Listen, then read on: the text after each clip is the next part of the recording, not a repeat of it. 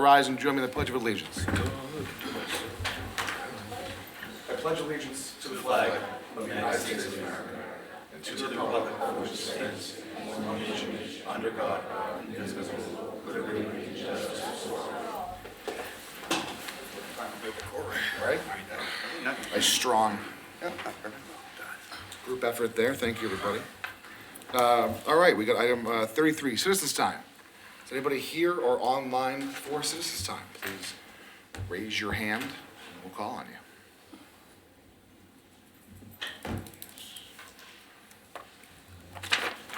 Okay, moving on. We got some appointments. Item 34, taking police first. Paul, Chief?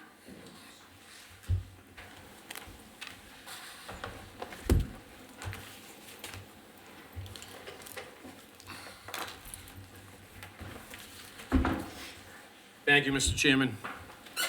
So to give a little historical perspective, back on October 15th, we gave our recruit exam for this year. We had 72 candidates apply, which is a vast difference in the number. We had been averaging about 250 to 260 per exam in the recent years. Out of those 72 candidates, 36 passed both the PAT and written, and from that, we took 24 of the top candidates to interviews. Those interviews happened in late December. In the first week of January, they were run by the deputy chief, and we had a panel consisting of Captain Hannafin, Lieutenant Leary, Captain Cooney, and Officer Minicello. From that, they selected 5 top candidates to come to the town administrator's interview, and I will say that all 5 of them were excellent. Right now, we have 4 openings that are due to 2 resignations and 2 retirements. So before you tonight is one conditional offer has been extended to a candidate by the name of Brett Encarnacio. Brett graduated from Billerica High School in 2018. He is the son of Tom and Christine Encarnacio. Tom is his dad. He is a recently promoted lieutenant from the North Reading Police Department. After high school, Brett entered the Marine Corps. He completed boot camp and was placed as a squad leader and received the National Defense Service Medal as a private. During his enlistment, he had assignments in the 3rd Light Armored Reconnaissance Battalion. He deployed with the Marine Corps Quick Reaction Force to the Middle East. He deployed to Japan, and he received promotion of corporal while he was over there. During his time in the Marines, he also received the Global War on Terror Medal, the Global War on Terror Expeditionary Medal, and the Good Conduct Medal. He is currently taking classes towards his bachelor's degree at the Southern New Hampshire University, working towards a degree in criminal justice. He is academy trained. He recently graduated in December from MPTC Linfield, and he was selected as a platoon leader while there. He's been highly recommended by every reference, and anybody that we've talked to, both formally and informally, has highly recommended Brett for this position. And all of that showed through the entire process as well as all the interviews. So I'm very happy to recommend for appointment Brett T. Encarnacio to the position of patrol officer for the Burlington Police Department. Thank you, Chief. With the Chief's recommendation, I appoint Brett Encarnacio to the position of patrol officer in the Burlington Police Department and ask that the board waive its 15-day waiting period. So moved. Second. Motion's been moved and seconded. All those in favor? Aye. Opposed? Abstained? 5-0-0. Congratulations.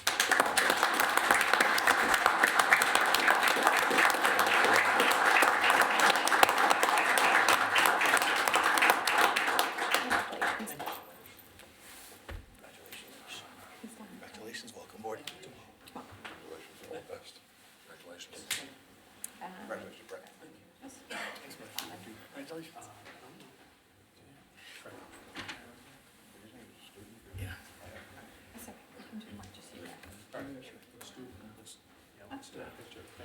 If it's okay. Absolutely, yeah, please. Good evening, board members. Good evening. Thank you.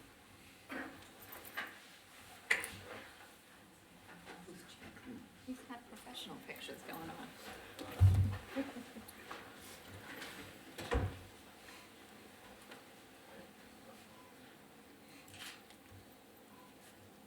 Should probably get one. You can't get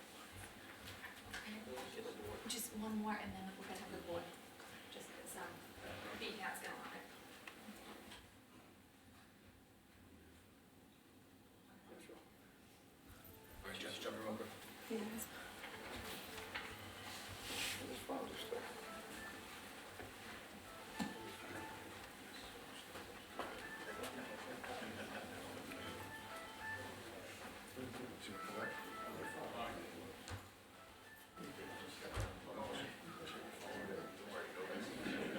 They wanted Yeah, to. number nine. They wanted my colors.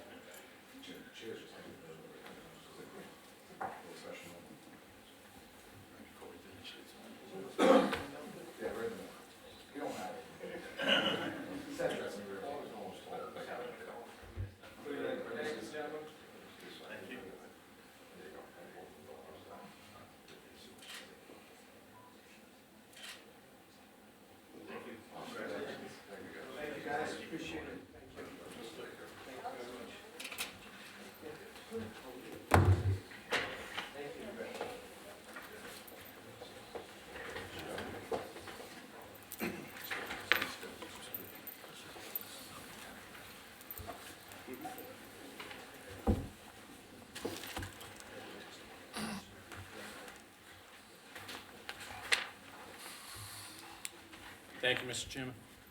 Thank you, Chief. Thank you. All right, next up, we got item 35 for a couple fire department appointments. Chief, come on down.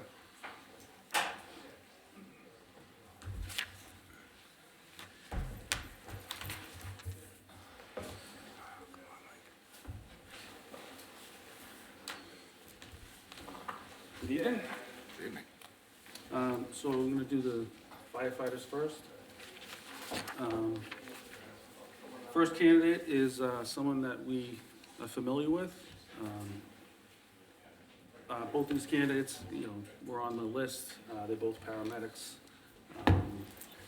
We had interviews and, one of these guys is one of our dispatchers. Patrick O'Halloran. He's a Burlington High School graduate, Burlington resident. As I said, he's a medic. He has been very much involved in the town, sports, hockey, baseball, and football. I'm happy to present Patrick O'Halloran for firefighter. Thank you, Chief. With the Chief's recommendation, I appoint Patrick O'Halloran to the position of firefighter paramedic in the Burlington Fire Department and ask that the board waive its 15-day waiting period. So moved. Second. Okay, motion been moved to second. All those in favor? Aye. Opposed? Abstain? 500.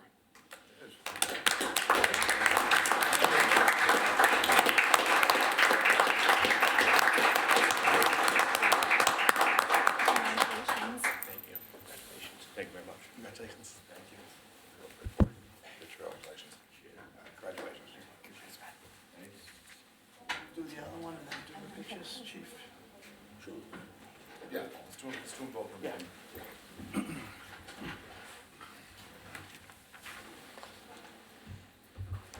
So the other candidate that we landed on, his name is Cole Sheridan. He currently is a call firefighter in Linfield. He's already been through that's a bonus for us, we don't have to send him to the academy. Also a paramedic, many other certifications, ACLS, PALS. He has some EMT basic experience up in Gloucester. And he has an associate's in business administration from Massasoit Community College. I'm happy to present Cole Sheridan for the position of firefighter. Thank you, Chief.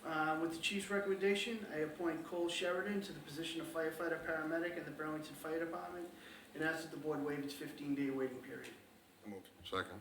Okay, motion been moved to second. All those in favor? Aye. Aye. Opposed? Abstain? 500.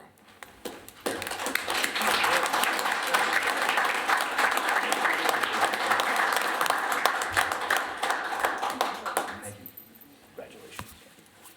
Congratulations. Get some pictures, Chief. Oh, yeah. Congratulations. Yeah, we'll do pictures then we'll do the discussion.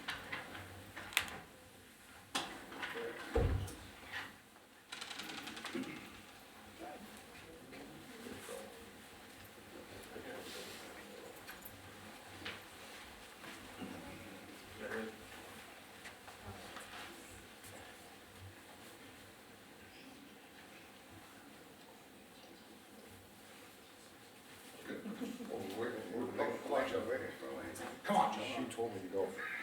You know she's the boss. We don't really know. Can I go now? Yes. Okay, thank you. This is a fun game.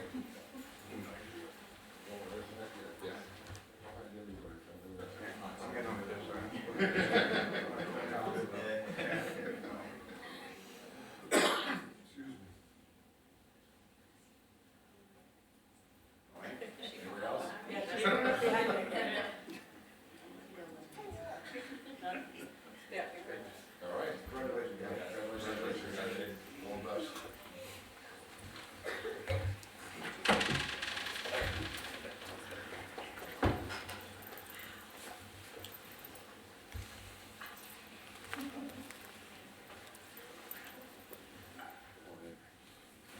Thank you very much. One more.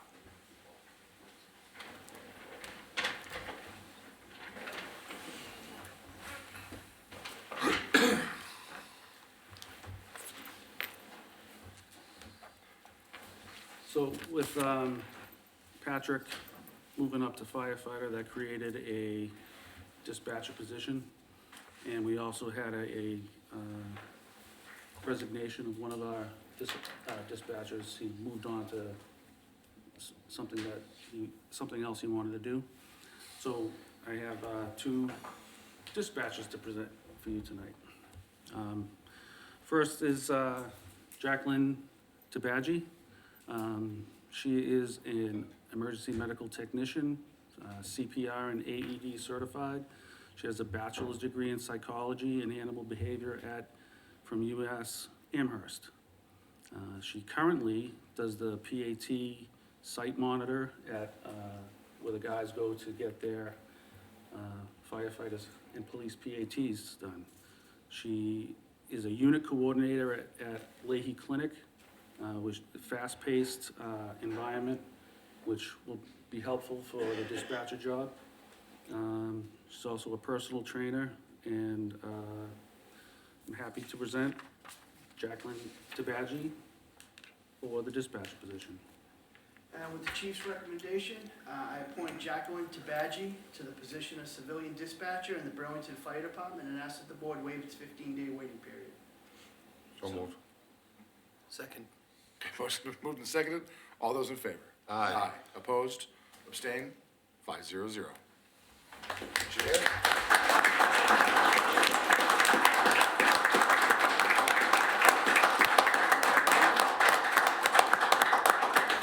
Congratulations, thank you. Congratulations. Congratulations. Congratulations. Congratulations. Congratulations.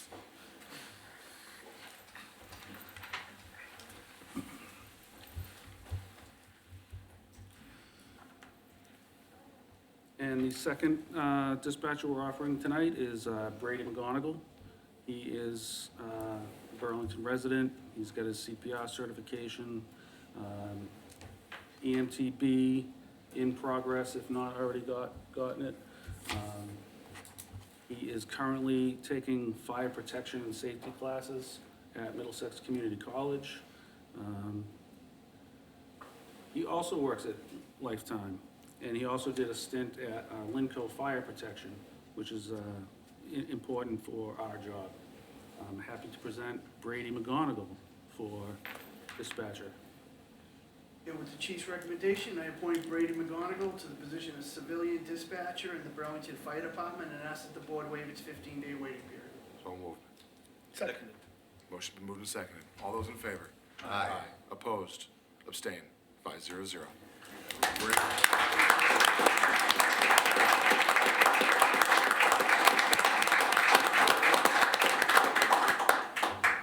Congratulations. Congratulations. Congratulations.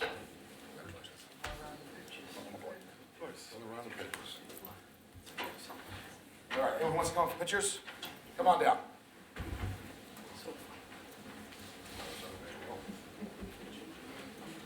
Mike. Go for it.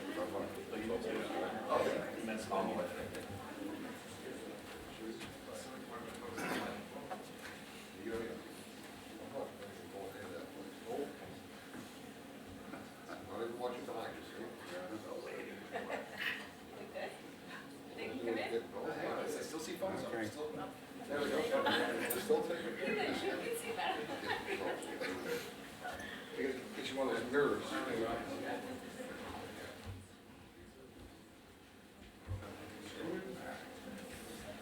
You guys are fine. Trust me, it's worth it.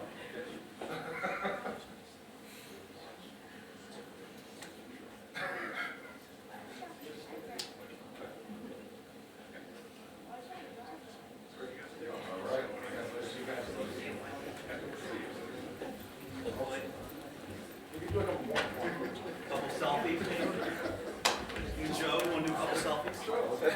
At 6:45, we'll take a recess, do some board selfies.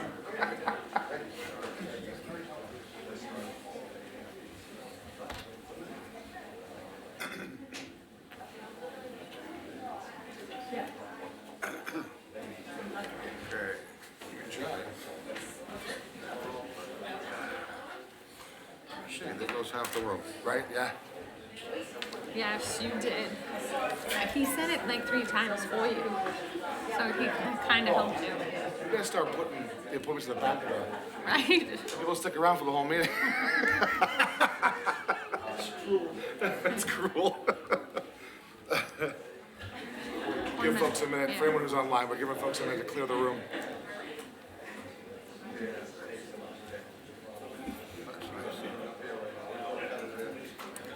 Dispatcher positions are difficult to fill. See them get to it at once. Yeah. Okay, now that the room's empty, Really did clear out the room. shut the door. Thank you. We're working on it. All right. The room's still filtering out. Let's move on. We've got an appointment for Conservation Commission. Mr. Keeley. How you doing? Good, how are you? Not too shabby.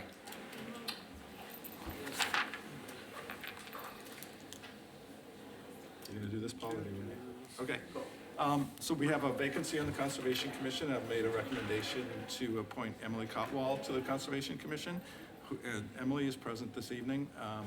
She's an environmental technology teacher at the Minuteman High School in Lexington. And been a resident of Burlington for about 7 years, I think it was. And lives right next to our Mill Pond Conservation Area, so she's a perfect fit. Beautiful. Thank you, John. With John's recommendation, I appoint Emily Cotwall to the Conservation Commission in the town of Burlington and ask that the board waive its 15-day waiting period. So moved. Second. Motion's been moved to second. All those in favor? Aye. Opposed? Abstain. 5-0-0.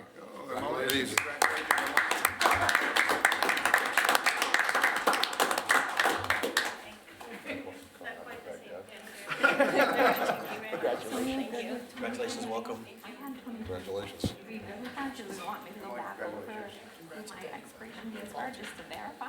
We can check it, Okay, I guess. all right, That's what Amy said, but, well, I'll check it again. Okay, I can talk to her too. Okay, Thanks.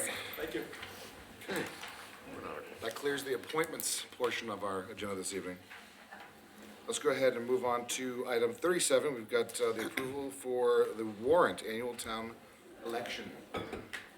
Mrs. Warfield, it's great to see you. How are you? Very well, thank you. Mr. Chairman and Board of Selectmen. So basically, I'm here to just have you sign off on the warrant for the annual town election, which will be April 1st. And to let you know that we will have early in-person voting in the clerk's office, starting about the 15th of March, when we get the ballots in. As well as, we currently have about 1,500 requests for vote by mail ballots that will be mailed out as soon as the ballots do arrive, so. And you all just need to sign the warrant so that it can be posted at a proper time before the election. Excellent. To the board, any questions? I'm here. No, it's pretty straightforward. Okay, Excellent. thank you very much. Thank you. You gonna vote it? We have to vote I mean, we can vote it. Yeah. She's You gotta thinking sign- it's already. I want There's your an assumption being signature, made. I thought you just said we had to sign it. Mr. Chairman, I'll make a motion, we approve the warrant annual, the annual town election. Second. Okay, motion's been made and seconded. All those in favor? Aye. Opposed? Abstain. 5-0-0. Officially voted. Very good. Thank you very much. Thank you, Amy. Thank you, Amy. Take care. Amy, would you like a picture? What'd you say? Would you like a picture? Want a picture? No, that's okay. It's getting Don't want good to at take it. anybody's camera. After every item, we'll just stop and take a Hey. picture? Something new, let's, you know, We're starting this Whatever you select board open-minded. scrapbook. All right, item 38, we have two new Class 2 auto licenses, both online only. Take them one at a time. NDG Motor Cars LLC at 1500 District Ave. We have anybody here representing that? Yeah, Nick. Oh, all right. Yep. Come on up. All right. Yeah, just grab a seat right here. Yeah, in front of one of the mics. We're gonna grill you for the next half hour. I hope you're ready. All right. All right, why don't you tell us a little bit about the business and what you're trying to do? I'm trying to get a used car dealer license so I could be able to purchase vehicle virtually to dealers authorized, dealers only auto auction, and I will also resell them through the auction. And there will not be no vehicle on premises. There will not be no vehicle outside the auction. It will be fully virtual. Yes. Okay. And all the paperwork's in order? Mr. Chairman, all the Yes. paperwork's in order, and, you know, the most important question the board always asks, and it's not a residence, he has a business address, but there won't be any cars stored on the premises, so I know that's always a question the board wants to know. Thank you, Paul. When they're reviewing these. Yeah. All right, questions from the board? Who wants to? Jim? Sir, I'll just ask you one quick question, which I've asked other people who don't live in town. If it's all virtual, I hate seeing people spend money on an office that they don't need. In other words, my question is, why do you need an office to conduct this type of business? Well, you need the office for, you need like a business address. You need, it's part of the, you know, it's part of the requirement as well.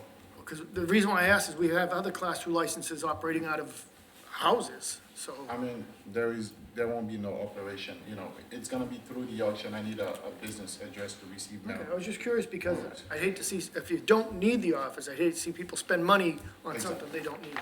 All right. Okay. Mike? I just can't see, I always struggle with these online auction things, you know, I've said it every time we've had the applicants here. You know, we've got people, brick and mortar people right here in business, in Burlington, trying to run a used auto business, and we're just handing out these licenses. And you're from Medford or something, why do you need a license from the town of Burlington to sell cars? Why don't you go to Medford and get one? In terms of office spaces, it's more affordable. And also, it's just, once you get the license, you could just purchase this car to the auction, and you could also, the auction could also resell it for you. I as well, understand it's and very represent convenient, for you. Yes. For people, I'm sympathetic to the people that own Exactly. property, brick and mortar type properties here in Burlington, trying to make a living, paying their taxes in town, while they do business here, so. Yes. I'm gonna, that's my, those are my comments I have every time we have these applications, so my vote will probably reflect that. Joe? No. Mike? Just a question for Paul. Do we have a limit on number of Class 2 licenses we give out, or We do not, we do not? We just, anyone can apply for one? as they come, yeah. No question, other Okay. questions? Yeah, I mean, you know, like, Mr. Runyon, you know, my larger concern is around the enforcement of, you know, whether or not you wind up having cars at the property. And it's not a matter of trust, it's just a matter of, you Yes. know, whether or not they're there. However, I will say that, you know, we've set a precedent that, you know, these online dealers have kind of, they're just doing their thing. I guess, you know, is this one of those scenarios where you just let the free market decide? You know, and somebody who's gonna go to a physical dealership versus shopping around is gonna, you know, figure it out, or, you know, I don't know. I'm also torn, I guess, is what I'm saying.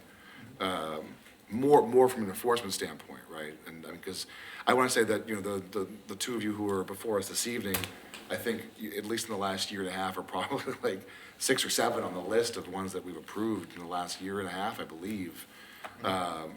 You know, and, if it keeps happening, I feel like maybe as a board, we should discuss, like, if, you know, there's a certain number we feel comfortable with having,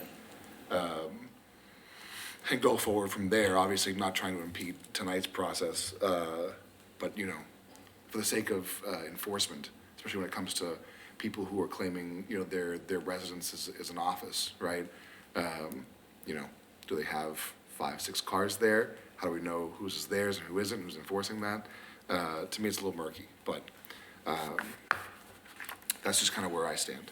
But, in any case, Quick, yeah. before we think of any type of limit, I would ask to have the town council let us know whether or not we can even do a limit. Good point. Good point. A note.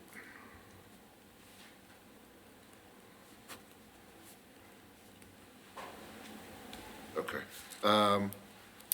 All right, any other questions, comments, concerns around this? No? Paul, anything else you can add or want to add, or? I have nothing to add, Mr. Chairman. Okay.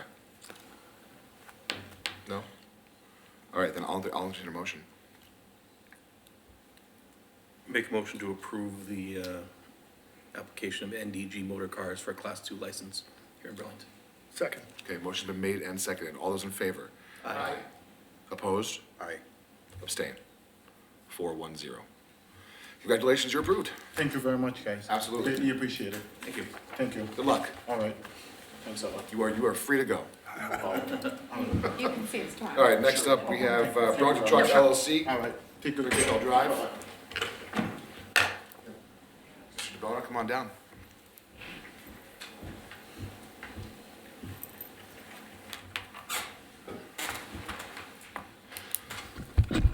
All right, what's going on tonight?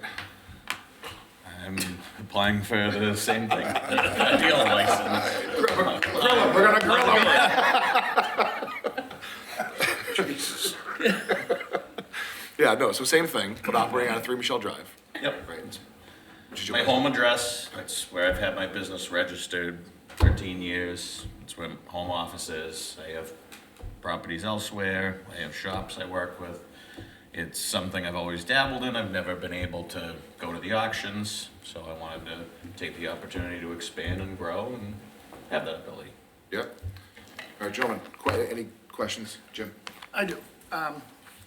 Jeff, maybe you can explain to us why certain people are getting offices when they don't need to. Well, I'm not asking you to tell us what other people are doing and why they're doing it.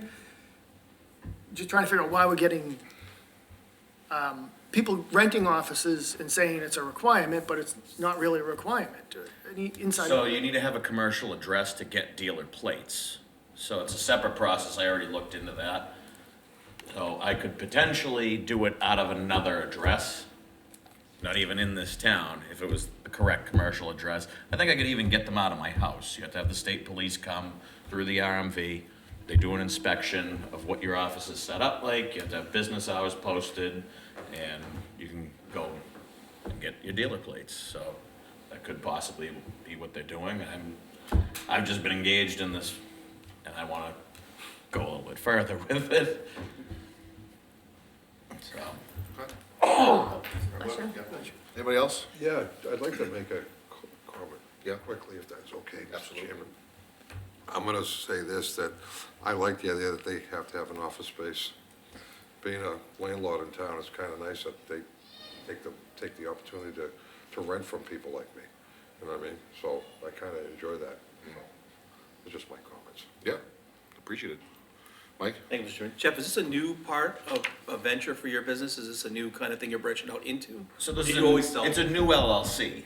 So it's a new company. It's completely separate from my other businesses, just to keep it in line. I've always bought and sold trucks personally on my own, but it was only 1 or 2 a year, and the market's just that much slimmer, so I wanted to, you can't go to auctions if you're not a dealer, is basically what the thing is, so I wanna be able to do that and run a whole separate business, buying and selling different trucks. Thank you. Yeah, Mr. Chairman, with us looking into maybe limiting these, maybe we're gonna see a proliferation of these because more stuff's being done online, more people are working out of their homes, and this could be the new wave of the future. It's something we should definitely look into, you know, for the future, if we should impose kind of a limit on, or make it, I don't know if we wanna make it the Wild West out there, I don't know.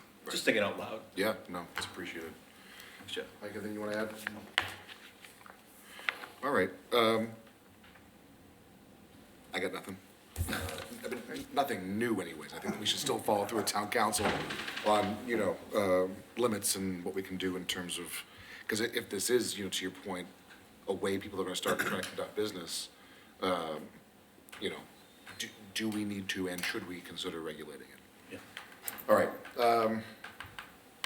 I'll entertain a motion. Mr. Chairman, I make a motion to approve a Class 2 auto license for Burlington Truck LLC at 3 Michelle Drive. Second. Okay, motion has been made and seconded. All those in favor? Aye. Opposed? Aye. Abstain? 4-1-0. All right, at least we're consistent on that, John. All right. Congratulations, Jeff, good luck. Thank you very much. much. And you can come in anytime this week. Do I have to go up for a picture, or would? Do you That's want all. a picture? You want one? You missed that. You can only get a selfie, Bill Randy, It's that's it. kinda like going to an amusement park, you get it, you know, framed up and everything. Gonna be me and you, baby. Thank you. Thanks, Jeff, have a good one. All right, item 39, Disability Access Committee, a fund request. Do we have anybody here representing that, or Paul, are you just handling that? I wasn't sure if anyone's coming, but I can certainly cover it, Mr. Chairman, if there's Okay. nobody in the room. I don't see anybody, so it's all yours. Thank you, Mr. Chairman.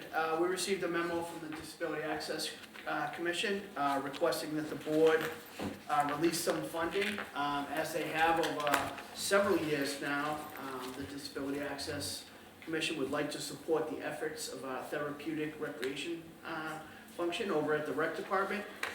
They put together a nice packet of the type of programs that they're looking to support. And I would urge the board support this transfer. As you recall, this funding comes out of the handicapped parking fund, whereas HP tickets, as they get written, a portion of the dollars when paid goes into this fund, and it's used to support accessibility and persons with a disability activities in a variety of different ways, and that committee's done a great job over the years. And again, the therapeutic recreation function over our rec department really does great work, and we would urge your support of this. $13,000. Gentlemen, questions, comments? No? No? $13,000 in handicap parking fines? No, that's just what they're requesting out of the fund. Out of the fund? I think the fund has about 81,000. Oh, that's it? Oh, okay. People just don't As pay you it. can see- They'd rather pay the tickets apparently than. It's still a problem, Give up their people spot. parking in the wrong spots, and, you know, tickets are written on a regular basis for that, and, you know, as we can see, it's still not quite a deterrent, even though it's a pretty substantial ticket. Yeah. Well, I mean, I guess at least, you know, we get to fund these projects out of that line item and not out of the main operating budget. So I guess that's the only silver lining that we're looking at here. No, I mean, I was reading through this yesterday. These programs look great. And it's great, all the things that they're doing, and I have no issue with this. So, gentlemen, if there's nothing else, I'll entertain a motion. Mr. Chairman, I'll make a motion to approve the fund request for the Disability Access Committee for the therapeutic recreation program. Second. Okay, motion's been made and seconded. All those in favor? Aye. Opposed? Abstained? 5-0-0. All right, it looks like we are 10 minutes ahead of schedule to take our public hearing. Assuming that it was put at 6:45 because it was advertised as 6:45? On or after 6 o'clock. On or Oh, after 6, okay, perfect. Then we'll take it. All right, so item 40, a public hearing for the alcohol policy draft. I'm gonna go ahead and open the public hearing. I just need a motion to approve the notice as advertised. So move. Oh, second? Okay, motion's been made and seconded. All those in favor? Aye. Aye, opposed, abstained, 500. All right, we got an open public hearing. Who wants to speak on this first? Gentleman from the Alcohol Subcommittee? You guys want to, Start it off, or Mr. Paul, you want to Chairman. kick it off? Thank you, Mr. Chairman. As the board is aware, we're taking a look at all the board's policies and procedures as we move forward here. The board's alcohol policy that was in place for many years, we had town council look at that and rewrite it in the same manner in which it was written, so there hasn't been any changes, significant changes and we're not asking for a board vote tonight, we just wanted to present the draft policy to the board, give everybody an opportunity to read through it. And we can reconcile it with the previous policy, but it was modeled off our existing policy. And then when we bring it back for a vote at a future meeting, we hope to be able to highlight anything that changed from the board's current policy. And then we can have it voted and we can move forward with this new and improved professionally written policy.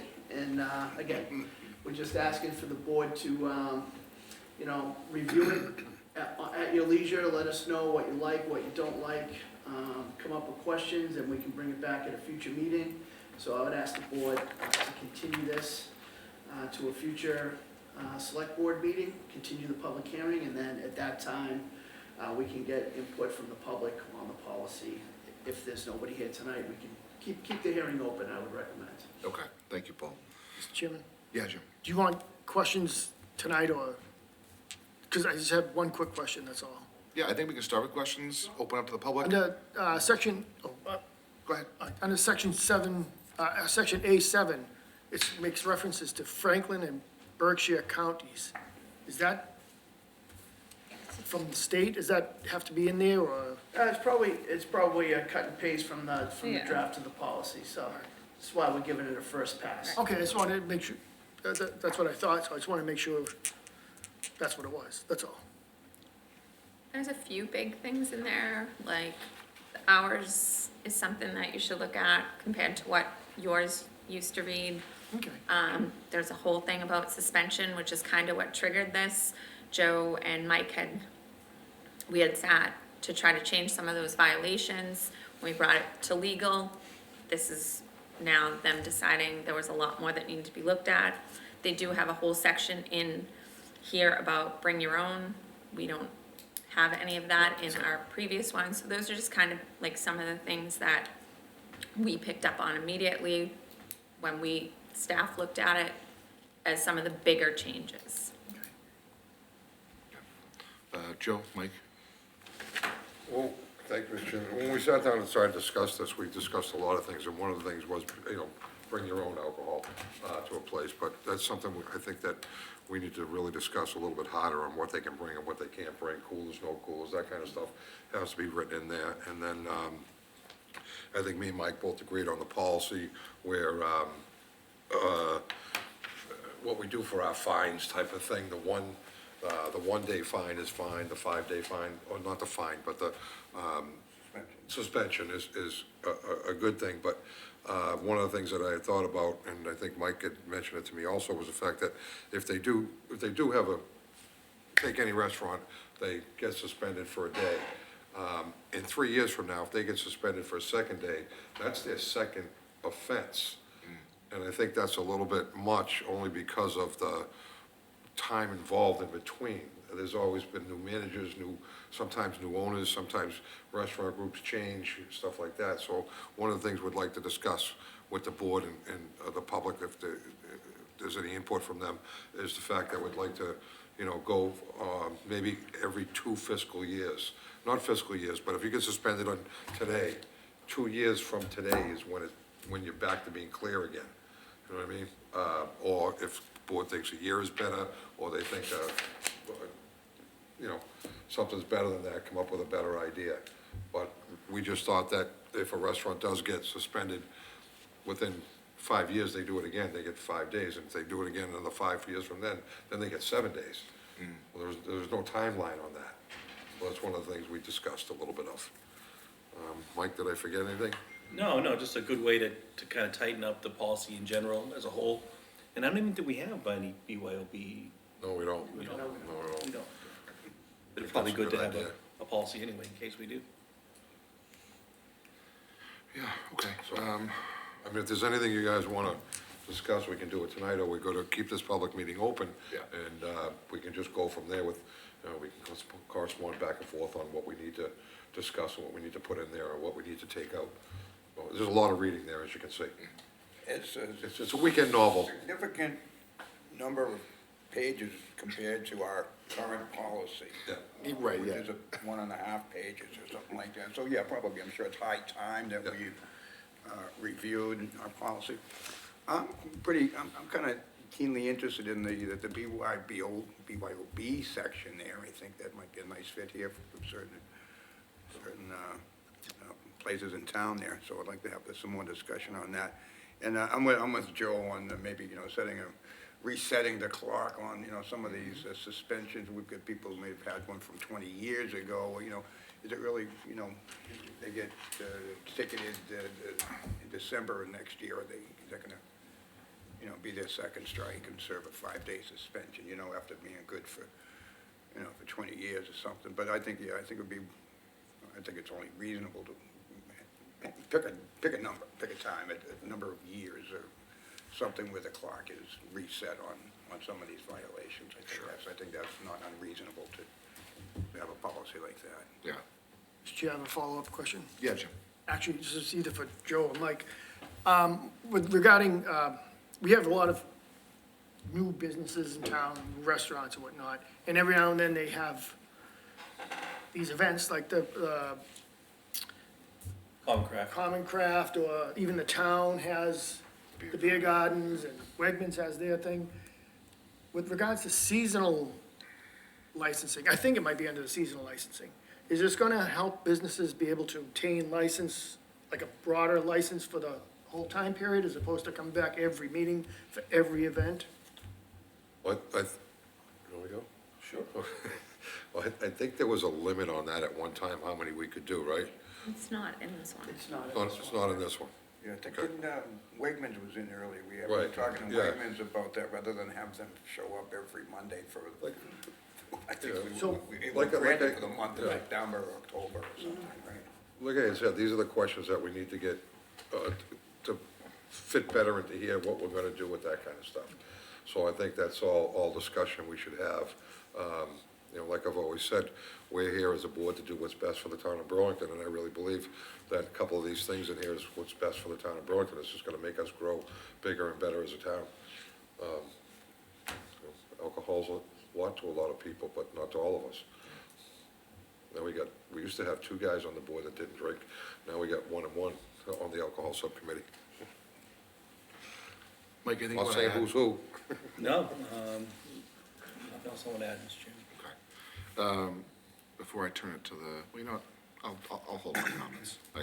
I'm not in disagreement with what you guys are suggesting. But anybody in the public who wants to comment on this initially, or, and we'll continue this for everyone to dive in if you haven't had a chance to read it. It's like 15, 20 pages long. 24. I was rounded down. All right, not seeing anyone jumping. Chairman, one thing I did want to add, maybe if we did have a BYOB policy, maybe would spur some interest, with maybe some restaurants wanting to do that. Typically, I don't know, you never know, they could help on the economic development side. Just a thought, that if we had when we have it in place, maybe it'll spur something, I don't know.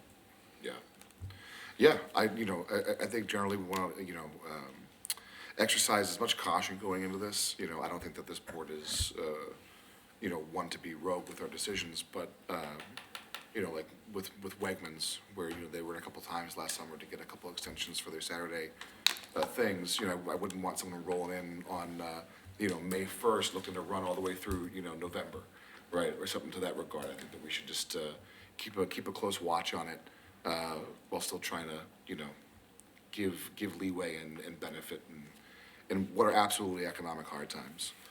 All right, there's nothing else for now, then we can go ahead and continue this. Mr. Chairman, I make a motion to continue this matter until February 27th. Is that Second. honor at the 6 PM? I think you guys will have time to to do a thorough read-through by then, or should you try? I was just doing the Think next we- meeting, but I yeah. don't mind going further out. And then we can get through this in 2 weeks? Oh, jeez. Throwing rocks, you see that? No, I don't. All right, then, Mr. Chairman, I'll make an amended motion. Lynn, when's our meetings in? March 13th. All right, I'll make a motion, we continue this matter till our meeting on March 13th, on or after 6 PM. Second.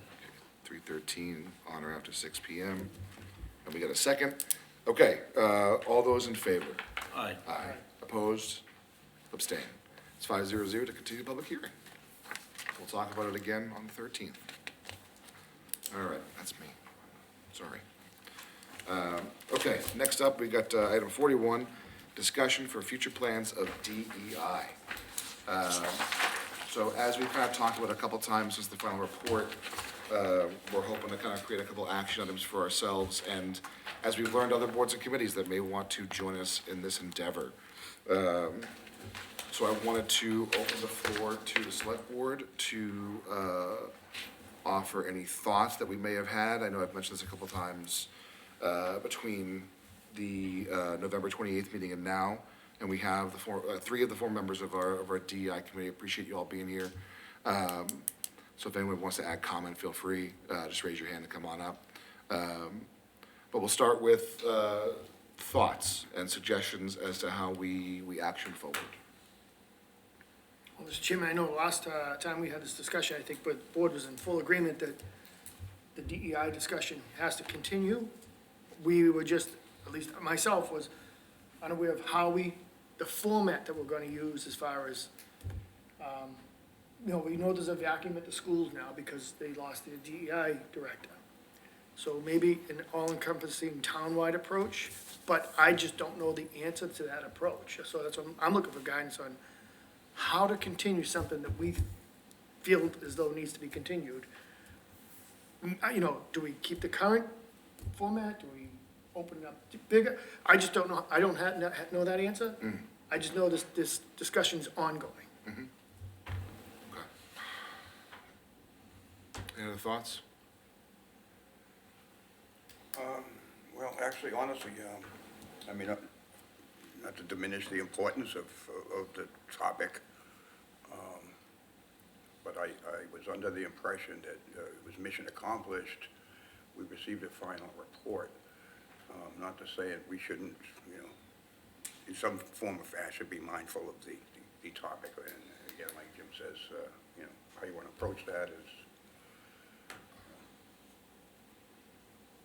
I don't know what the answer is. Yeah, no, it's a great point, Mike. And I think, I was thinking about that too, because, concurrently, we had our transportation committee running, tangentially last year. And it made me pause to think as well, right? I think that what it came down to for me is, and I have some notes that I was gonna share with everybody, is like, for transportation, there's not a whole lot we can action on right away, right? But I think there are a couple takeaways from the DEI committee that we can. And so, I guess, in part, I wanted to make sure that the board was aligned and, spur some discussion, and then, I can go through my baloney, here in my notebook, and we can discuss, and see if we can't, decide if we want, how we wanna move forward, I think is the big things. I agree. I think that, coming out of, any time we spin up a subcommittee to action into a territory, and report back to us their findings, right? Then it's a question of how actionable we believe as a board the next steps may or may not be, right? And I think that for transportation, at least from my perspective, the logical steps I think are much bigger in terms of, do we need funding? Do we need to make adjustments to staff? Things of that nature. Whereas I think a couple of things, that came out of this report and, thoughts and feelings I've had, and, I even engaged in some conversation with Dr. Conti. I have an email that he had sent, or a little bit more, I guess actionable is the word that I'm going with. But, if nobody has anything else, I'm happy to run through my shebang. Mr. Chairman, I'd just like to say that, I think we should continue the effort, but I'm in agreement with Selectman Tigas that the question is the how, is where I think we're kind of stuck. We're at a crossroads. But I think, we should keep moving forward. Just how we get there is where we're kind of all struggling with it. Yeah, understood. Before I go into my thing, if anybody from the former committee wants to say anything, the floor is open.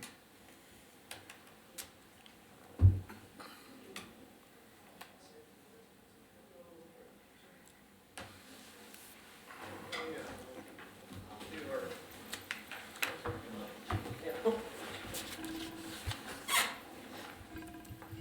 I'm sorry.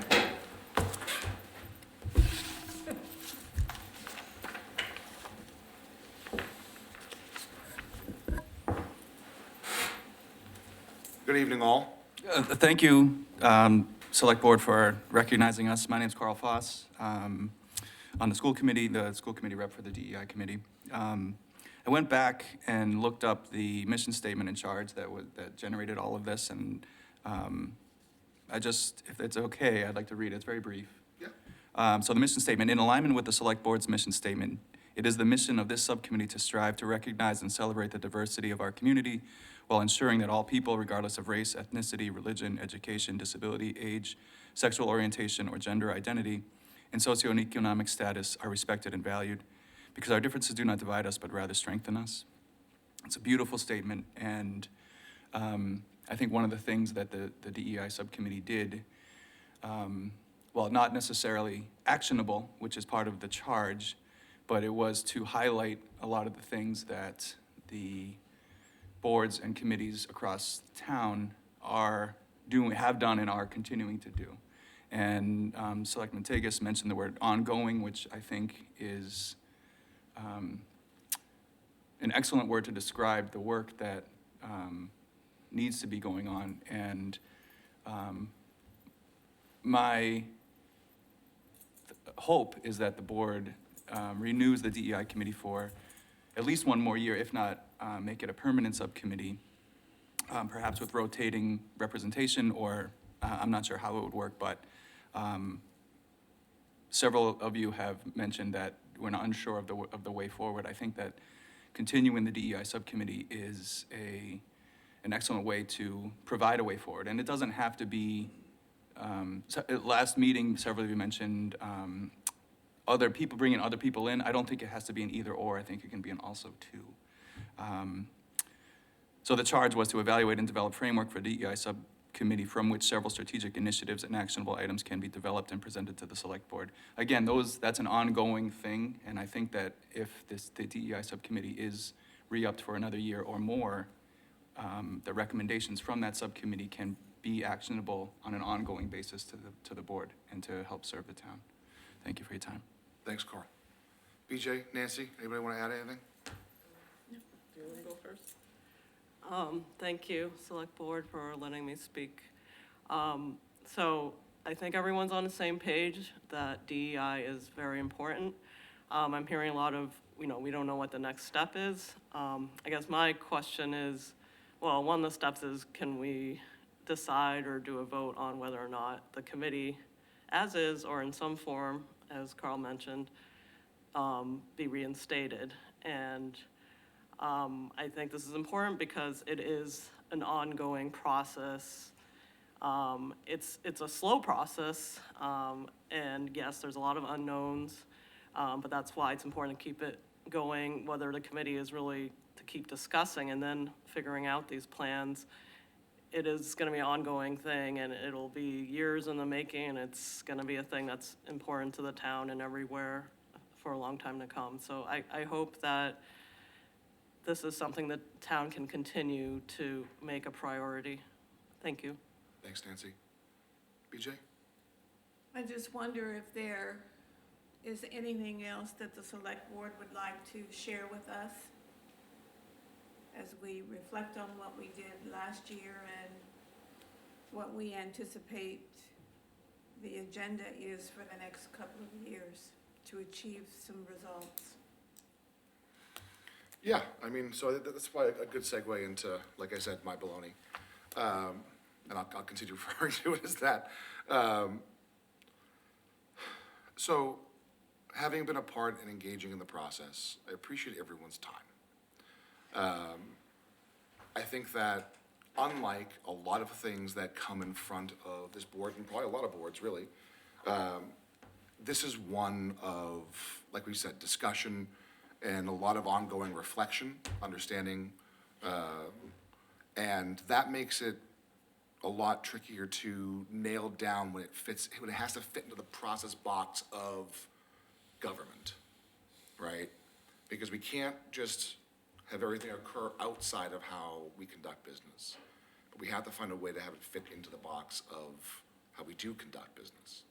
And so my brain went there, right? It was, okay, given everything that we've experienced in the last year, all the conversations that we've had, the interest from the other boards and committees that, we reached out to, that said, yes, we'd like to engage in this process somehow, we don't know where,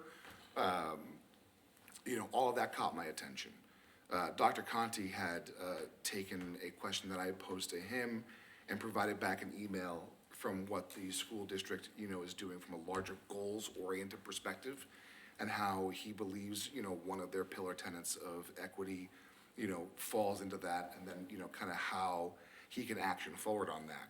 And one thing that he did mention was developing metrics. He says, executing the plan will include developing metrics to help to measure our progress and to help us adjust our decisions and direction. And I found that interesting, because my follow-up, which he hasn't responded to yet, is, okay, how? How are we capturing metrics? What are our goalposts, right?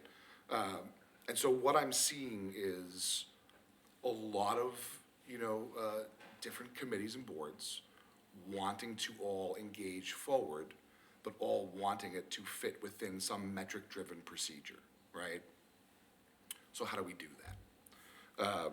So my first thought was, at least from our perspective, we can take a big step back and, set up a DEI training, and then invite other interested boards, right? We have planning board has expressed interest, Board of Health has expressed interest. Schools obviously has, kind of been at the forefront of, this conversation, and go through it together, all of us. I think that it would be a great moment to kind of level set the conversation across all of our boards and committees. Again, for anyone who wants to engage, we can't force anybody to participate in this. I think that after that, what this board needs to do specifically is take care of our mission statement, which I know you brought up back in November, right? Or even before that, when we were discussing the replacement of the one goal of our mission statement, right? I think that we should evaluate wholesale, right? And along with that, do some strategic planning. If the school, district has goals that they are actioning towards, I think it would be good for us to know how this fits in with the rest of our goals.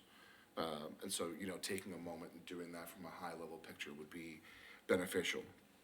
And then, Carl, thank you for reading the mission statement in charge, because that brings me to my third point, which is, I think that we need to revisit the charge, right, which was very specific, and we need to rewrite it, and we also need to look at the makeup of the committee and say, if we're gonna do these first two steps, and if the schools are gonna continue actioning forward, and we're all aligned, then perhaps the committee should extend out to other boards and committees.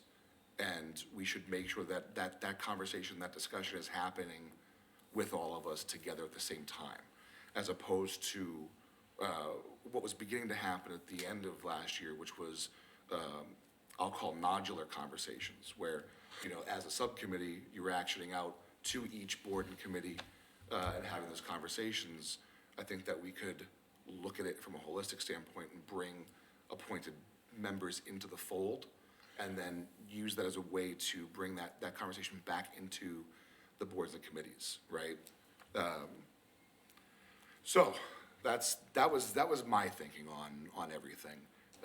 Given, again, the last year, the conversation that took place, and where we are as a board as well, right? Because I think that, things like the mission statement, and strategic planning, and, any training that we choose to, take up is, for us to take a step back and take that moment to be self-reflective.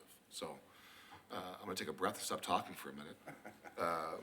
I know it was a lot, but, that was where I netted out in my thinking. I have a response I'd like to give you. Okay. The two-page document that you were handed today begins at the top with the process, and it starts with philosophy plus core values, mission, goals, decisions, actions, results, and self-appraisal. That is the same process that I introduced to the school system, and that's the one that they're following. I've generated the same response here. I've listed on this document the philosophy that was given by DE&I. That's the first statement of what we believe in and what we support. We do list the Select Board's mission statement that was approved and adopted back on April 11th, 2022. And then 3 questions, or 3 discussions. The first one was that every person is responsible for diversity, equity, and inclusion.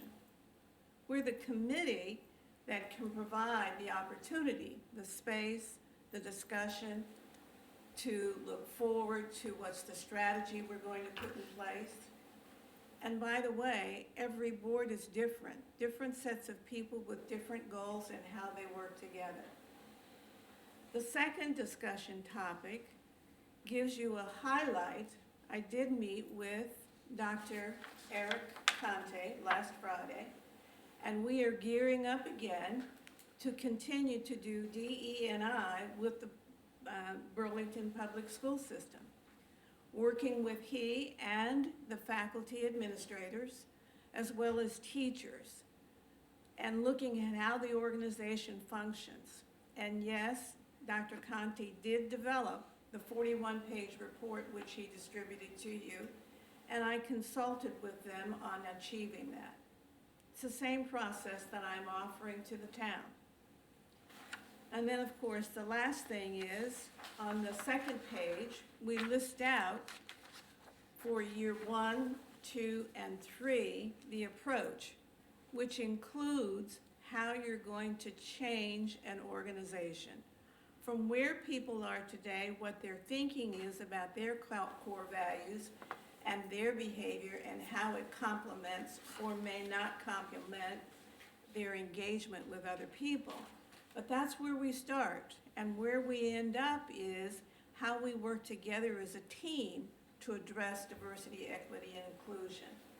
And it embraces the full town as we approach this. So I just wanted to share that you have the process before you. It's been there a year, and we've gone through the first strategy, which the first 3 months was just to review every written document that's been produced by this town to see where we are and what kinds of strategies have been forwarded. We've also looked at the census data that Joanne Faust produced to examine, have we made strides? And the answer is no. We're trying to provide an avenue and to have everybody participate rather than us doing all of the planning for each of the steps. It's to engage with the people to get your thinking and to strategize together on how to move forward. And by the way, there are 8 boards, and they all want to do things differently. We're here to work with the boards as well as with the Burlington Public School System. So BJ, you raise a really great point. You're saying that these boards want to do things differently, and that's one of my problems, right? So we aren't structured like a typical organization, right? We're too fractured, and I know you and I have had this conversation multiple times over the last year.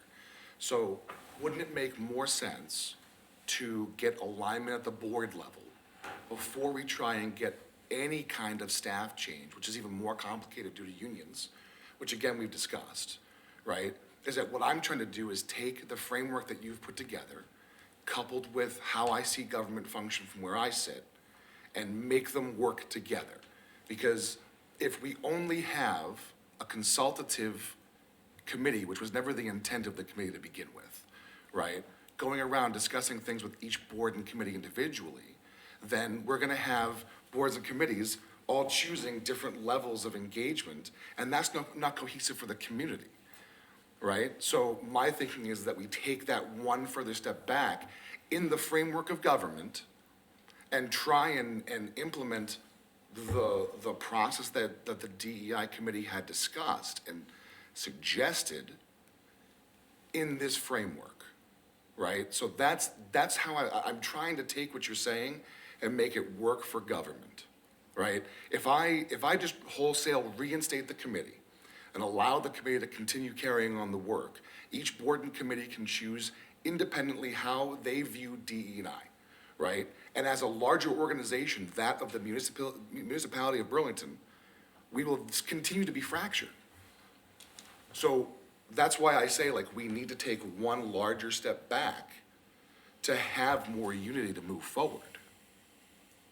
I mean, am I saying poppycock here? Like, I mean, I feel like that makes sense to me. So I mean, if I'm not being clear or that doesn't make sense, I'd appreciate someone calling me on it. No, I would agree with you because, you know, we've got an elected planning board. Those people answer to that board. We've got a recreation commission independently elected by the voters, and that they answer to the, so there's the fracturing that you're talking about. Those are just a couple of examples, and it goes even further than that. And then you've got, you know, multiple department heads who have, you know, gone through this process, and they may have a different management style, and, you know, how are they gonna take the information they learned during their discussions with the committee? I did think they need an opportunity to digest it and, you know, come up with a way to implement them independently. I don't think it's impossible to come up with a town-wide approach here. You're probably right. Mike? Mr. Chairman, yeah, I agree with a lot of that, and I think, I mean, maybe we might think of even taking a step back. Maybe getting a third party to run some training sessions for us all together to put us all at the same level. Because again, we are very fractured, and the way we're gonna get through this is to be on the same level and all aligned. And it feels like the way we were doing it before was that we were all doing different things, and it just felt like we weren't getting to our goal.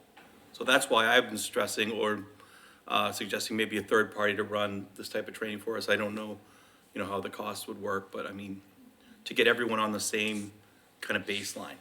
Because again, it's varied, as we say all the time, it's varied, it's an emotional, it's a difficult thing to talk about, and I think that we have to kind of maybe step back and kind of look at a more macro approach to take another look at the way we're gonna handle this. It's a tough one, it's tough. Certainly. Carl, you had your hand up. Thank you, Mr. Chair. I understand the concerns and trying to mesh the efforts of DEI with the municipality is tough. And I'm not sure that the recommendations of DEI subcommittee and what you are thinking of a more macro level are totally mutually exclusive. I think that the DEI committee could be valuable in helping to guide and maybe some of that work, because if you think about the working session that most of us in this room, or at least around this table, were at back at Grandview, that working session, I felt it was very productive and valuable, and we didn't all agree, but it was, in my view, a great discussion. And those types of discussions don't lend themselves well to large formats. It needs to be on a smaller format. So I think, again, the alignment is important, as you mentioned, but also those discussions, those conversations, again, to use the word ongoing, they need to be ongoing, and I think that the DEI subcommittee can be valuable in helping guide that. Nancy? I'll just add to what Carl said, and I understand your point, Nick, and it's fair and makes sense, but I will go with what you are saying, that we need a more top-level or unified approach. So why don't we start with the select board? If, you know, you are the leaders of the town, can we work on that level and then kind of trickle down to the other boards, or kind of try to figure kind of an overarching policy or approach plan? That's just a suggestion. If we don't want to get so spread out, why don't we focus and then maybe what we need to do is just focus working on with you guys. Yeah, I mean, we absolutely can. The problem is that we leave the boards and committees that don't report to us off to their own devices or, you know, choices, I mean, and again, their choices are theirs, but again, if we can say to planning and to health and to rec, it's, you know, this is open to all of you, right? But, you know, send us at least one representative. Yeah, And I like let's- that. We and let's talked have about that that. yeah, Having absolutely. like a couple people or one person, and then that would kind of make sense. Like, okay, Right. we're doing this, you put some input. So I understand And I your, think- your look, point about I'm- spreading out. Sorry, I didn't mean to step on No, your no, it's okay. I'm not saying that this isn't like we're never gonna bring a DEI committee back, right? Over the last couple months, reflecting on this, there's an opportunity for us to take a moment to reevaluate where we are, right? And if this board wants to even vote it tonight, I mean, you know, I don't know if we wanna vote training for ourselves or, you know, work on the mission statement, like, those are things that we have to actively do as a board, right? But we have to do it in concert with people who don't report to us, right? And I think that as elected officials, we have to do it first before we can engage with anyone who works for the town, right? From whether it be a director level or below. I guess what I feel like what's happening right now is like you guys feel that this conversation has become binary, right? Where it's like, I'm saying no, never.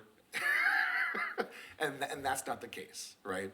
What I'm saying is that I think that we need to engage in, let's call it self-work, right?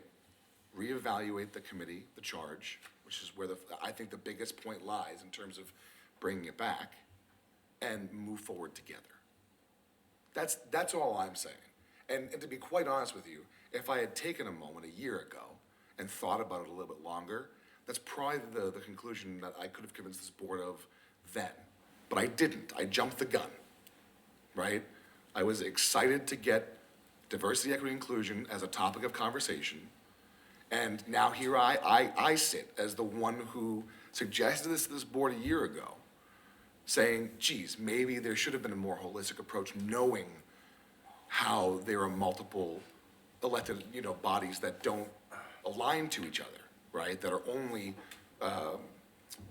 responsible to the residents of Burlington. So, you know, I guess in part, this is me, you know, course correcting a little bit while still trying to take the work that was done and leverage it into the next thing. So I guess that's kind of where I'm at.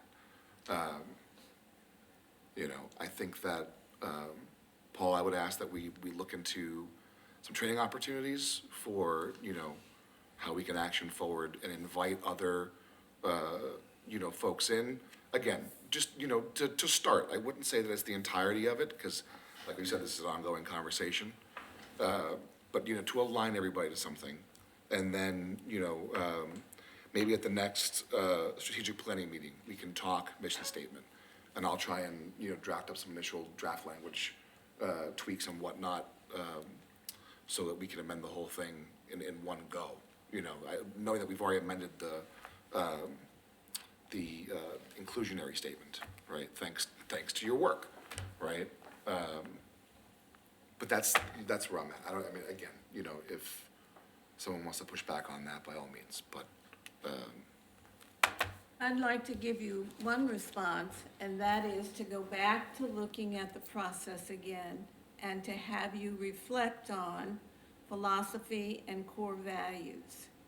When we met with the select board on the 19th of September, we gave you a list of 12 words with a definition, and for each person to choose what are your core values. After an hour and a half of spending time just focused on that, we came up with a mixture of those values that were reported in. We ended that meeting because you had another meeting to convene, and we never did go back and reflect on what are our core values for the board, for the group. We've only looked at individuals. We've never collected and looked holistically on what we want to work with each group. That's where we're stuck, because we've not moved it forward. Once you get beyond the core values, then you begin to look at what is the mission statement for the select board? What is the mission statement for accessory? What is the mission statement for planning? Those can change because your responsibilities have changed. The process is exactly the same. We still go back to the same dimension that has been laid out. Now, if you're saying that you're way beyond that or you're not there, I accept that. I would sit here and say that I'm the only person in the room who's African American and who has worked in education and with boards in educational institutions to achieve this same focus. So that's what we're offering, and if you decide that you would rather find somebody else to do training or not move forward, then I accept that. Yeah, BJ, I don't know that we're there yet. As a short answer, I don't know that we're there yet. Okay. And so I think that, you know, at this particular moment, the best I can say is that we're gonna hopefully action on the things that I'm suggesting, that we can at least, you know, start to action on while, you know, continuing to discuss it. I don't disagree that the conversation should continue. It's just a question of how it all fits together within these confines. So again, I want to thank you all for the last year of your work, and I'll say the same to Saeed when I see him, or I'll email him or call him or something. And this board will take some actions. All right? Thank you. Thank you all. Thank you very much. Thank you for your time. Thank you. All right, last up, we got item number 42. Joe, over to you. Thank you very much, Mr. Chairman. Vicky, would you like to come sit up front? Thanks, Vic. I'll help. I'll sit if I don't have to talk. You might have to say something. You don't have to. Em, really? You're not gonna come up either? All right. So anyway, as we all know, a short time ago, there was a woman in town that was very influential for a lot of kids in this town that drove a bus every single day to take kids to sporting events, whether it was hockey, boys, girls, field hockey, soccer. It didn't really matter what the sporting event was. Very positive attitude on that bus. And since she's passed, there's been a lot of talk about what can we do for Dottie, what can we do for Dottie, and there's been a lot of things that have been said. It happens that one night, just driving by the high school, I saw the road, and for some reason I said, we should name the road after Dottie. That's Dottie's Way. She's been up and down that road for, Vicky, how many years? Just the one answer, please. 20 years? 25 years? Way more than that. Way more than that? I don't know. I don't know. For as many years as she did, and I talked to you gentlemen prior to the meeting, see if we could put this on the agenda, and I just think it's a great idea for the town. I think that it would be very receptive for the kids that have graduated in the past, and that's the bus route that she took every single time that she went in and out of the high school with those kids. So I'm asking the board to go forward with this so I can go to the school committee and bring this to the school committee and see if they can rename that. There is no road name on there. There's nothing there. I've talked to Vicky's family, especially Vicky. They're definitely in favor of it. I just think it would be a great thing for Dottie. And we've always known as Dottie's Way. So, before I say anything else and tears start running down my face, I'm gonna stop right there. Gentlemen, any questions about how we do it or what we're gonna do about it, just please let me know right now and we'll go from there. Guys? Second your amendment, your motion. Jim, anything? I could not agree with Selectman Randy Moore. Dottie was the heart and soul of Burlington. She, even if she wasn't driving the bus, she'd be at the games cheering them on. And I cannot think of a more fitting tribute to have Dottie's Way out there. I mean, I just can't, have nothing else to say. I mean, that would be, it's phenomenal. Joe, that's a fantastic idea. Yeah. Mike, anything you wanna add? Mike, anything? No, I love it. I think it's a wonderful idea, and it's a lot better than my idea that I had. So when Joe told me, I got the chills. I think it's a perfect way to honor Dottie, and every time we drive by down that road, we think of her. So I love it. I love it. Wonderful. Awesome. It is. It's a beautiful idea. I support it with every bit of me. I mean, you know, it takes all of us to be a community, but, you know, there are some folks who just stand out, you know, and Dottie was one of them, always. So you got no gripe from me. So at this point, I'd like to make a motion that we move forward to this, and I go to the school committee to approve Dottie's Way. Second. Motion's made and seconded. Gentlemen, all those in favor? Aye. Opposed, abstained, doesn't really matter. We're all in favor. 5-0. Take it to the school committee, Joe. Yep, absolutely. Great idea. Thank you, Vic. You sure you don't want to come up and say anything about, no? Okay. All right, on to some less boring things, more boring things, I should say. Item 43, we got some minutes to approve.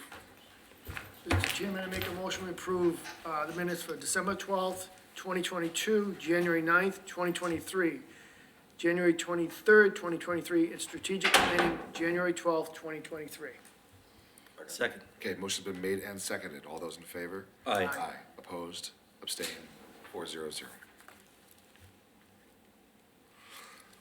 All right, Jen, subcommittee reports. Mr. Chairman, if you don't mind, if I can go first, because the Yeah. chief's sticking around. Absolutely. I was wondering what chief was. Well, I contacted the chief. I contacted the chief and through the deputy chief as well. I think it's important that and Andy, if you don't mind, just in case have any, you want to fill in any blanks. I think it's important that the residents know how hard our employees work and some of the things they do. And I've asked for like monthly stats and incidents that, because the fire department is my subcommittee, that the fire department responds to. And I was absolutely amazed at the amount of stuff in just the month of January that the fire department, firefighters, and paramedics responded to. For example, the month of January, 401 calls for service. Many of those calls, we had that weekend that was very, very cold, and then it warmed up. And if you have a scanner and listen to it, they were going nonstop. Burst pipes, sprinklers, floods with all that rain. It's just amazing to hear what they go through. 4 fires, a house fire on Francis Lima Road, a portable building fire, vehicle fire, chimney fire, in this cold weather, the month of January. 246 EMS calls not related to motor vehicle crashes, 19 motor vehicle crashes, numerous alarms. The calls for service, the numbers are incredible. And Andy, I just want to thank you, your staff, your employees. Even in my 32 years of public safety, I did not realize how busy your department is. So, did you have anything you wanted to add to that? Because I know I'm not saying it all. There's so much more that you guys do. Well, you know, we're an all hazards department, so when people have an issue, a lot of times they'll call 911 and it gets transferred to us. You know, the police have their, kind of their niche and we have ours. So yeah, all those calls on that cold weekend, yeah, that they're running nonstop and, you know, they're trying their best to get to every single call as soon as they can, and sometimes they get backed up. You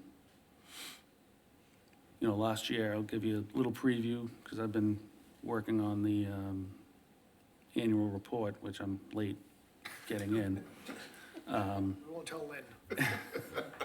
It's, It was a record year for us, for ambulance calls, over 5,000 ambulance calls last year, an increase of 400 and something, I think.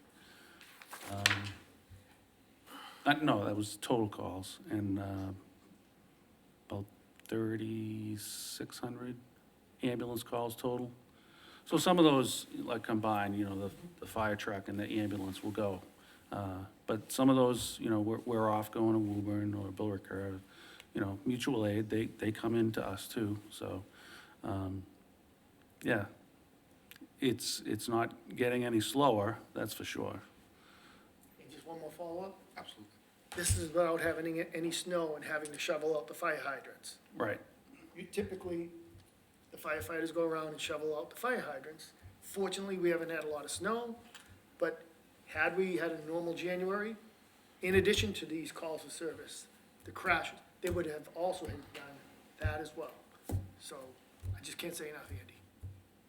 Well, I appreciate it. I'm sure that people over there appreciate it too. You know, it's tough when you get those very busy days. So I'm sure they'll appreciate, you know, that people are looking out and noticing. Thank you. Thanks for sticking around, Chief. Thank you, Chief. I always found it kind of amusing when people don't know who else to call the fire department. Yep. Right. A wide variety of issues. I mean, it's silly as, you know, how come their rubbish wasn't picked up on Thursday in time, but yeah. Yeah. People turn, they've done that historically. They'll, you know, someone lost a home, they'll call the fire department. A lot of other calls, I mean, person stuck in an elevator. People need assist getting off the floor. I think there were like 17 of those or something. Yeah. Just helping someone get off the floor. The firefighters will respond. Numerous, you know, different incidents, but in the totality, it's incredible, the workload. That's all. All right.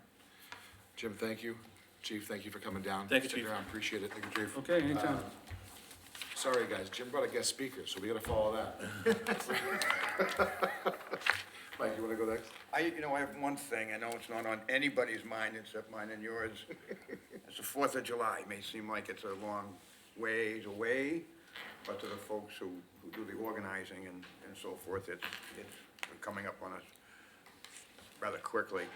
Well, the reason I bring it up is we would really like to get, if there's anybody out there that thinks they could, like to be part of this 4th of July committee. I know it's, like I said, I know it's not on everybody's mind, but if there's anyone out there listening and you enjoy the 4th of July activities and events, we'd love to hear from you, either myself or Chairman Priest.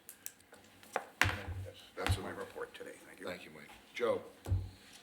Just one real quick thing, to the select board and to the town of Burlington, the gentleman passed away today by the name of Richard Hovass. He was a Burlington, police officer for quite a few years. He was quite the staple in town. So to the Hovass boys and girls and, his mother Diane, wife Diane, I should say, and mother, true apologies, and I'm sorry that, you're going through what you're going through right now, but, what can I say? He was a great, great guy. Great guy. So, that was it. Thanks, Joe. Mike? Thank you, Mr. Chairman. Just a quick reminder, everyone, that Wednesday night, we have the community forum for the Mall Road Corridor. It's an online meeting, 7 PM. Anyone from the public is invited if they want to listen in or add their 2 cents on their thoughts of the future and direction of the mall and the Mall Road Corridor, very important area for the town. That's all I had, Mr. Chairman. Thanks, Mike. Yeah, be there in your square. Yeah. Surprised it's taken us 3 years and no one said that. Just a couple quick things. So obviously Amy was here earlier, so this starts my reminders from now until the end of March that our election is April 1st. So put it on your calendar and go out and vote. As always, you know, please volunteer for stuff. Been on my soapbox all year long. You know, even if you look at, you know, group poll papers for, you know, seats and you want to run a write-in campaign for town meeting. I mean, you know, just be aware of what's going on, get involved if you can. We always appreciate it. Something that we will be talking about soon, is the town anniversary and plans for that. You know, Paul and I have kind of discussed this a little bit, but I think it's time to bring it to the board for some discussion and planning. And then, Jim, your subcommittee report gave me a thought, which was maybe, you know, every third month or something, we do a departmental highlight. And we ask one of the directors to come in and give us just a quick rundown of things that are going on, because I think we have, you know, our frequent flyers, we'll say, right? Fire, police, DPW, we always hear from. But there are a lot of other departments that we only hear about, you know, during budget season. I was gonna say, budget season's starting, so you're gonna Yeah. see everybody, relatively soon. Yeah, so maybe after budget season, because, you know, everyone's gonna be busy between now and May, getting ready for that. But yeah, that's all I got tonight. Paul, over to you, town administrator's report. I don't have anything, Mr. Chairman. Beautiful. All right. Well, with that, Make a motion to adjourn. Second? motion made second. All those in favor? Aye. Aye, opposed, abstained, 500.